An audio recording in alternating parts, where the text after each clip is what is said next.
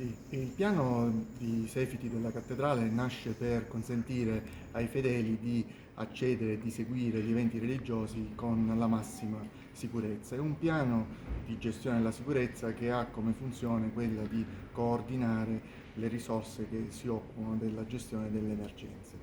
Gestione di emergenze che possono essere di varia natura, anche di carattere sanitario, e di raccordarsi evidentemente anche con le forze dell'ordine presenti per ogni eventualità fosse necessario per loro. Una particolare attenzione nel piano viene rivolta anche ai disabili, per i quali vengono previste delle aree specifiche di accesso, delle zone dove possono sostare e delle condizioni, diciamo così, di emergenza particolari nel caso della loro presenza. Ci sono diverse strategie messe in campo proprio per gestire le eventuali emergenze e gestire soprattutto l'esodo controllato, accompagnare sostanzialmente i fedeli in caso di emergenza verso l'esterno.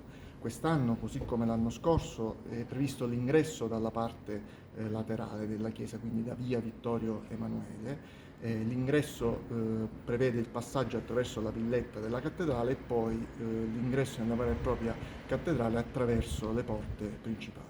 I disabili potranno entrare sempre dal cancello laterale sulla piazza Duomo e da questa, diciamo così, attraverso la porta laterale sinistra entrare all'interno della cattedrale. Si uscirà solo dalla porta laterale sinistra e direttamente verso via Vittorio Emanuele.